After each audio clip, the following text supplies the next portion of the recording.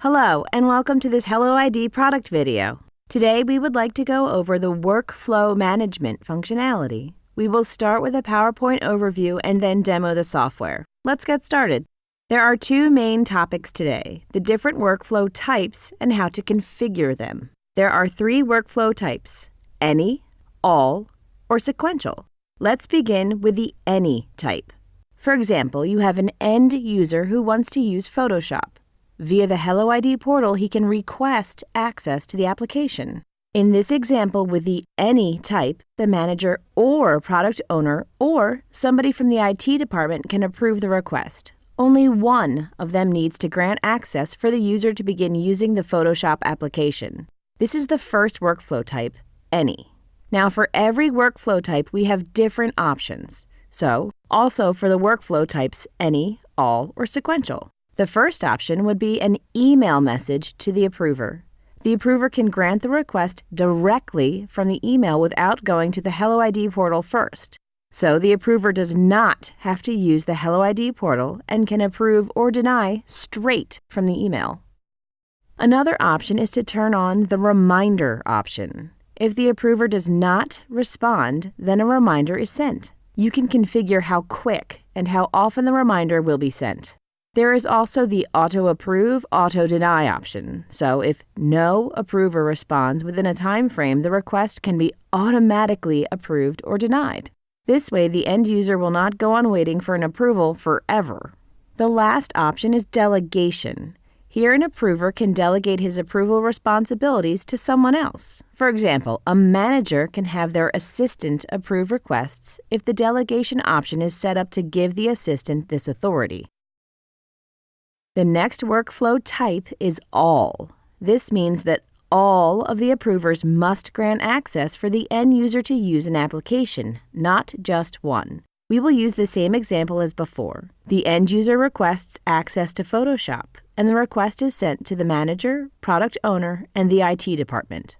All three must approve the request for the end user to gain access to Photoshop. If one denies the request, then the request is denied and the user is not granted access. The last workflow is sequential. Now there is an order to the approvals.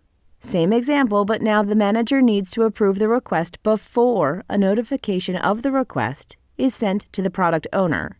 Then the product owner must approve the request before the notification of the request is sent to the IT department.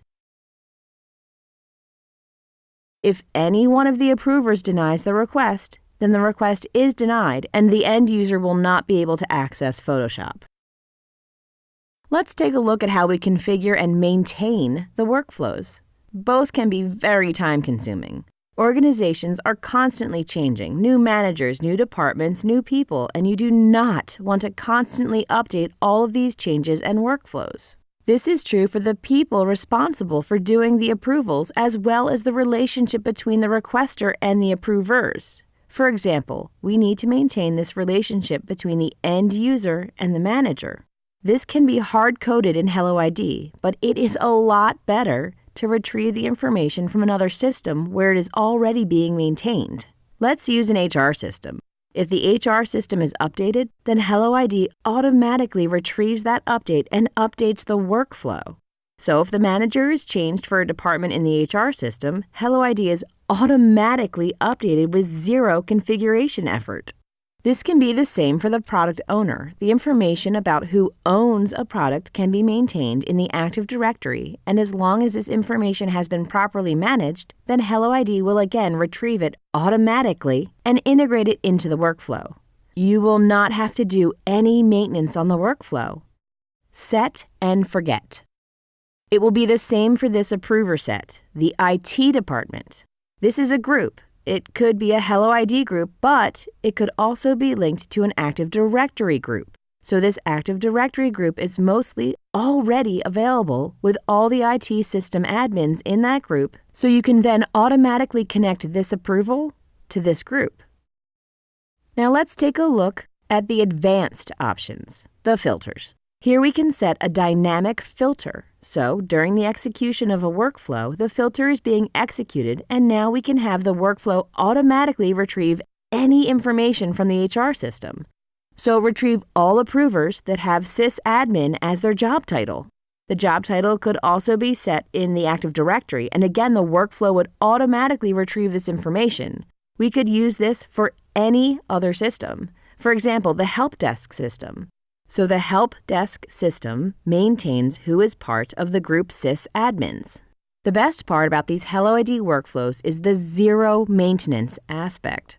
We can simply set this functionality up once and then forget about it because everything is done automatically in all systems after the initial configuration. Time to demo the software. Let's look at the end result of a workflow first. I am user Tajir Sinan. Let's look at the execution of a sequential workflow. We are going to request access to Photoshop. We open the application and then click on Request. Now we can request access to Photoshop for any amount of time. Let's ask for 10 days of access. So with the sequential workflow, this request is first being sent to the manager of Tajir Sinan. We fill the request and now we can see a box above the Photoshop application that says Pending Approval. Now let's log in as the manager of Tajir. This is Kuz. We go over to his email and we see the product request email that has been sent automatically. Here, Kuz can simply deny or approve the request with the buttons right in the email. If we go up to reminders, we can also approve or deny straight from the reminder as well. Kuz can also delegate the approval. His preferences are currently set to allow Stella to approve the request as well, since she is a delegated approver. We go back to the inbox and have Kuz approve the request. Let's take a look at this in the email account too. This is what the email version looks like, and again we see the same information and ability to approve or deny straight from a single location. Let's click on Approve, and we see that the approval was done, and now we can head back to the portal.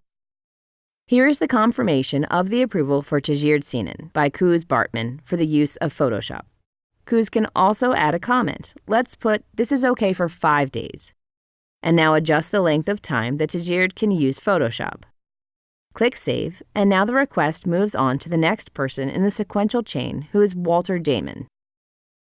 Now we are logged in as Walter. We see the same product request in the inbox with the same approve or deny options. We see the requester as well as the one approval for 5 days by the manager Kuz.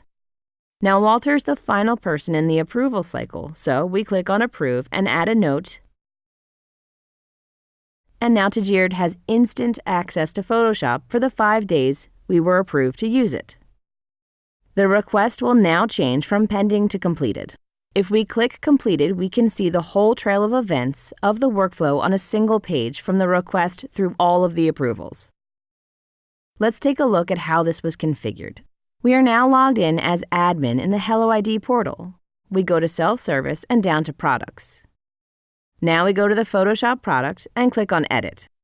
Here we can see which workflow is being used.